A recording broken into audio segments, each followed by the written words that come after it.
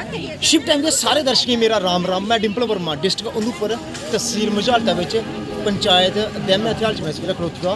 मेरे पिछले जो मंदिर है ना विश्वकर्मा जी का मंदिर है। जिस वेले दिवाली होंगी दिवाली का दूए दिन जो विश्वकर्मा का डे होंगे उस दिन की ग्रहण हाँ, लेकिन ग्रहण की दिक्खियै इत्थों के जोड़े OBC के लोग नहीं जेडे उन्हें की कीता कि जग देने आस्तै एक डेट फिक्स ही की 30 तरीक की अज दी डेट के वो जग भी है। लेकिन जिन्ने भी OBC सभा के जोड़े लोग और अदर कास्ट के लोग इस जग के उन्हें बखूबी तरीके पार्टिसिपेट भी किया और दूर दूर इतने प्रसाद खाने भी आए। मेरे कन्नै इस वेले OBC सभा के जोड़े इतों के जम्मू कश्मीर के ऑल इंडिया के जो जनरल सैकटरी ने मैं उनके कन्नै भी थोड़े कन्नै रूबरू गल करनी खानी है। सर बड़ा बड़ा शुक्रिया सर।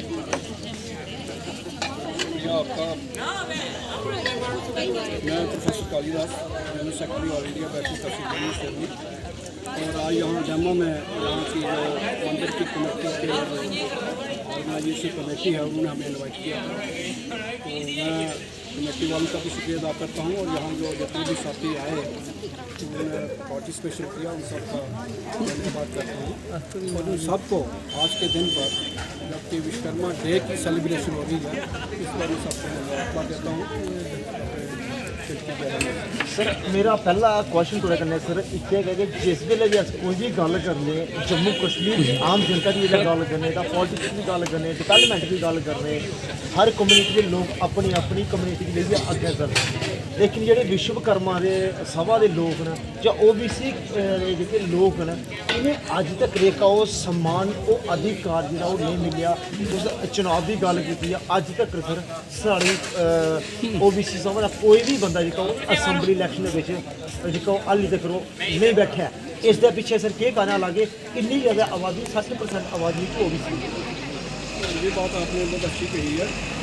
आप देखोगे कि जम्मू कश्मीर के अंदर जितनी सियासी पार्टियाँ हैं उन पार्टियों के अंदर या तो उन्होंने OBC सेल बनाया है या मोर्चा बनाया है या उन्होंने डिपार्टमेंट बनाया है, लेकिन उन लोगों को उन्होंने जनरल बॉडी में नहीं रखा।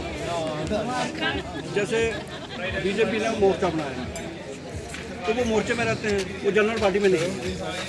कांग्रेस ने डिपार्टमेंट बनाया OBC का तो इसका मतलब वो पार्टी में नहीं है, वो डिपार्टमेंट में है। इसी तरह जो NC का है या PDP का है उन्होंने सेल बनाए हुए हैं। तो किसी भी पॉलिटिकल पार्टी ने इनको अपनी मेन स्ट्रीम बॉडी में नहीं रखा हुआ है। तो यही कारण है कि वो जो डिसीजन मेकिंग बॉडी है उसमें इनको नहीं रखा जाता, इनको सिर्फ वोट बैंक की खातिर इनको रखा गया है। आज मैं बताऊंगा कि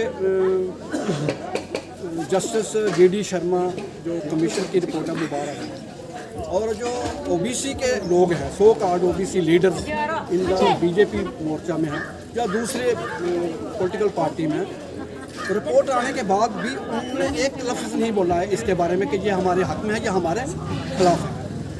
अब ऐसा लगता है कि they have gone into their hibernation. अब उनको पूछते हैं भाई अगर आप वहाँ कहीं भी हो किसी भी पार्टी में तो कम से कम अपनी बात करें। जब वो बात नहीं रखते हैं तो इसका मतलब क्या है? इसका मतलब अपने पर्सनल इंटरेस्ट के लिए जुड़े हुए लोग हैं।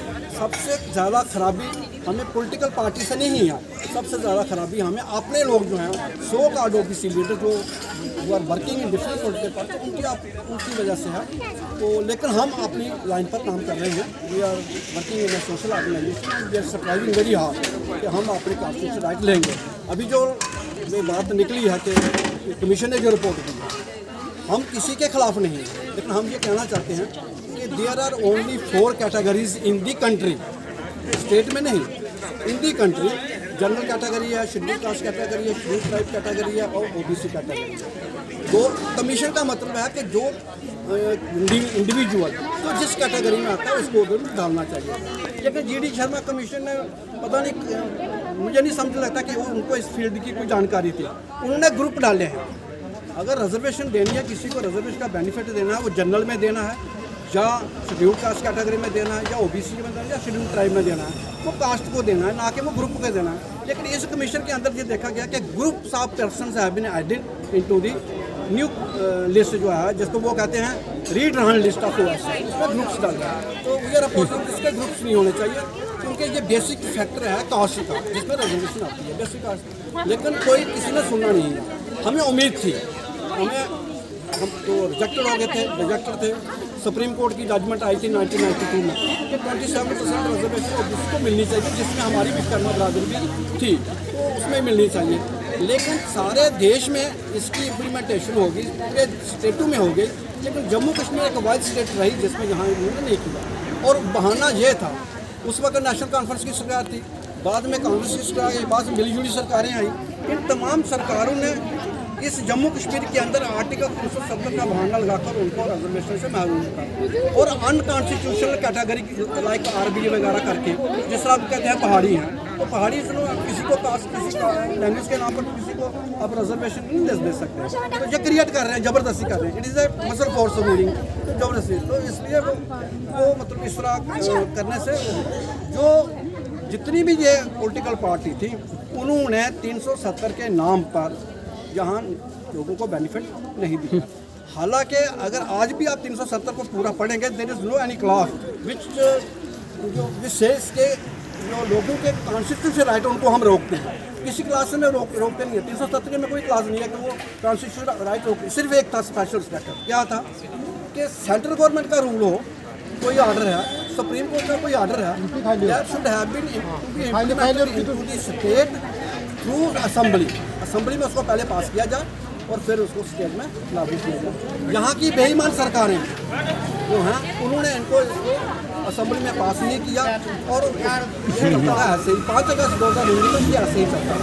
हमें उम्मीद थी कि हमारा देश का प्रधानमंत्री लोग ये कहता था कि हम ओबीसी, प्राइम मिनिस्टर ये हमारे प्रधानमंत्री का ओबीसी। वही मैं कहता हूँ कि उन्होंने यहाँ कहा था 2014 की लोकसभा की इलेक्शन में उन्होंने शुरुआत की थी 1 दिसंबर 2013 में, और MM स्टेडियम से उन्होंने पहली स्पीच की थी। उन्होंने कहा था कि जैसे दूसरे स्टेट में और देश के अंदर जो ओबीसी का बेनिफिट है वो जम्मू कश्मीर में मिलना चाहिए, आप हमें सपोर्ट करो, हम आपको करेंगे। सपोर्ट कर दी। 2019 तक उन्होंने 5 साल कर लिए पूरे, लेकिन कुछ नहीं किया। 2019 के बाद भी लोगों ने अभी विश्वास रखा था, दोबारा आए थे वो। 5 अगस्त 2019 को आर्टिकल 370 की एब्रोगेशन हो गई है। इसका मतलब क्या है, जो बहाना था वो खत्म हो गया था। नेचुरल सेंटर रूल सारे लग जाने चाहिए थे, सारे सेंटर रूल लग चुके हैं, लेकिन वो रिजर्वेशन ये जो बेनिफिट लोगों को मिलना चाहिए वो रूल उन्होंने रोक कर रखे हैं। और वही आर्टिकल 370 का जो बिल है, बिल का पेज 42 सीरियल नंबर 7 पर उन्होंने ये लिखा था कि रिजर्वेशन जो मिलेगी ओबीसी को, वो रिजर्वेशन एक्ट 2004 के तहत मिलेगी और 2% मिलेगी। वो ओबीसी के नाम पर नहीं मिलेगी, वो ओसी के नाम पर होगी। और ये बिल जो था, ये देश का होम मिनिस्टर 5 अगस्त 2019 को राज्यसभा के फ्लोर पर किसी को जवाब दे रहे थे कि आर्टिकल 370 की एब्रोगेशन के बाद जम्मू कश्मीर के ओबीसी के लोग, जिनकी पॉपुलेशन 52% है, उनको सबसे ज़्यादा फ़ायदा होगा। लेकिन जो बिल उनके हाथ में था, उसके पेज 42 सीरियल नंबर 7 पर लिखा था आपको रिजर्वेशन 2% मिलेगी और वो रिजर्वेशन जो है वो ओएससी के नाम पर मिलेगी। तो इतना बड़ा झूठ है। वो जो देश का होम मिनिस्टर है, वो हाथ में पकड़ता है अपना जो रिजर्वेशन बिल, जो एब्रोगेशन बिल है 370 का, इतना बड़ा झूठ बोलता है। प्राइम मिनिस्टर ने एक बार नहीं बल्कि बहुत बार कहा। 1 दिसंबर 2019 को कहा, 14 मार्च 2014 को उन्होंने हीरानगर में स्पीच की थी, खुलकर बोला था कि ओबीसी की सपोर्ट करूंगा। उसके बाद ना जाने कितनी स्पीचें की, वो सारी की सारा झूठ हो गया। आज 8 साल हो गए बीजेपी सरकार को भी और नहीं हुआ। हमें उम्मीद थी कि बीजेपी का जो प्राइम मिनिस्टर है, जो ये क्या कराया कि मैं ओबीसी का हूँ, लेकिन बाद में हमें पता चला कि प्राइम मिनिस्टर कहते तो हैं ओबीसी के हैं, उनके पास सर्टिफिकेट भी असली होगा ओबीसी का, मगर उनके काम से ये पता चलता है कि वो ओबीसी के नहीं हैं। और दूसरा, काका क्लियर कट कमीशन आया था, ओबीसी कमीशन, वो 1953 की उसकी रिपोर्ट है, उसमें मोदी की मौद कास्ट नहीं है। 1980 में मंडल कमीशन रिपोर्ट आई थी ओबीसी की, उसमें भी मौद कास्ट नहीं है। प्रधानमंत्री जी गुजरात में 2001-2002 में वो चीफ मिनिस्टर थे, उन्होंने अपनी मौत कास्ट उसमें डाल दी है। लोगों को मतलब वोट लेने थे ओबीसी के, ओबीसी बनकर आए, वो सारा झूठ है। और अगर वो होते तो हमारी 27% रिजर्वेशन लागू होनी चाहिए थी। 1931 में ओबीसी की सेंसस हुई थी, उसके बाद नहीं हुई है, कांग्रेस ने भी नहीं कराई। और बीजेपी की सरकार ने 2 बार ऑर्डर किए हैं, यानी 2019 की लोकसभा की इलेक्शन में उस वक्त राजनाथ जी होम मिनिस्टर थे, उन्होंने ऑर्डर किया था कि सेंसस होगी, ओबीसी की सेंसस होगी। अब जो सेंसस होगी उसमें ओबीसी का अलग से कॉलम होगा। जो ही इलेक्शन जीती उन्होंने वो ऑर्डर विदड्रा कर लिया। वो तो बड़ा साजिश है और घोटाला है इसमें। तो इस तरह हमें नहीं मिला है। जम्मू कश्मीर के अंदर जो रिजर्वेशन का घोटाला है वो एनसी ने किया, पीडीपी ने किया, कांग्रेस ने किया, और हमें उम्मीद थी कि ये घोटाले का सफाया करेगी बीजेपी सरकार।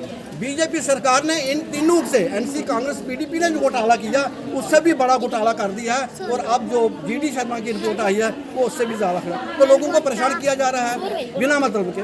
तो सर गल की जाए जी, तुसें बड़ी अच्छी गल की है। हुण गल की जाए सर पॉलिटिक्स की कि ओबीसी दे कोई भी अगर कैंडीडेट अगर असैंबली में अगर जंदा है जां अगर ओबीसी की तरफा केड़ी पार्टी की अगर सपोर्ट होती है, तुसें दस्सेआ कि 1931 हवा ओबीसी के बारे में कोई कुछ नहीं सोचेआ है। लेकिन क्या हुण ओबीसी वर्ग के जिहड़े लोग न किस पार्टी कन्नै सपोर्ट करङन और क्या वो पार्टी किस अभी मैं ये कहना चाहता हूँ कि जम्मू कश्मीर के अंदर जेके यूटी में अब एक ग्रुप है गुप्तकार ग्रुप। तो पेपर में पढ़ते हैं आप गुप्तकार ग्रुप क्या है। वो एनसी है, कांग्रेस है, पीडीपी है, उसमें 4-5 कास्ट हैं। वो है गुप्तकार ग्रुप। बीजेपी वाले उनको कहते हैं मतलब ये गुप्तकार गैंग। नहीं, गुप्तकार ग्रुप को कहते हैं, गुप्तकार गैंग कहते हैं, गुप्तकार गैंग कहते हैं। हमने कहा ये गुप्तकार गैंग उनको कहते हैं, ये खुद अपने आप को सुधारेंगे।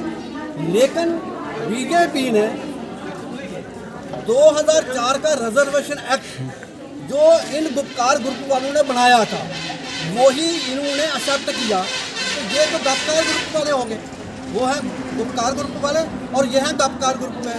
मतलब इनकी रिजर्वेशन के पॉलिसी पर, ओबीसी की रिजर्वेशन पॉलिसी पर ये दोनों मिले हुए हैं, गुप्तकार भी और गुप्तकार भी दोनों मिले हैं। सर पार्टियां बढ़िया रही जम्मू कश्मीर दी और जनता भी थोड़ी गल सुना दी है। ओबीसी के लोग जिहड़े किस पार्टी कन्नै सपोर्ट करङन और क्या वो पार्टी का सीएम अगर अभी मैं ये कहना चाहूँगा कि सुप्रीम कोर्ट की जजमेंट के बाद जो पर्टिकुलरली बेनिफिट होना चाहिए वो नहीं हुआ। वो एक कोई भी पॉलिटिकल पार्टी ओबीसी के हक में नहीं है। अब ये कह सकते हैं कि 1947 की फ्रीडम के बाद जम्मू कश्मीर के अंदर ओबीसी को कुछ नहीं मिला है। और ये पार्टियां अभी तक, आपने पेपर पढ़ते होंगे, 370 की एब्रोगेशन के बाद कांग्रेस की एक स्टेटमेंट नहीं है। नई पार्टी बनाई है इसने, ये क्या कहते हैं अपने आज़ाद पार्टी बनाई है, उसने कोई स्टेटमेंट नहीं दी है। नेशनल कॉन्फ्रेंस की कोई स्टेटमेंट आफ्टर एब्रोगेशन ऑफ 370 कोई स्टेटमेंट नहीं है कि ओबीसी को रिजर्वेशन मिलनी चाहिए क्योंकि आर्टिकल 370 नहीं है, किसी ने नहीं दी है। और जिन्होंने देनी थी उन्होंने तो इनसे बड़ा घोटाला किया है। अब ये है कि हमारे पास तो कुछ नहीं है, हम तो लुट गए हैं, तो हम वोट क्यों देंगे? किस फॉरवर्ड हम किसको वोट क्यों देंगे? नहीं देंगे वोट, किसी को नहीं देंगे। हमारा कुछ बनेगा नहीं बनेगा, लेकिन हम इनका कुछ बनने नहीं देंगे। इसलिए हम सोच कर वोट देंगे।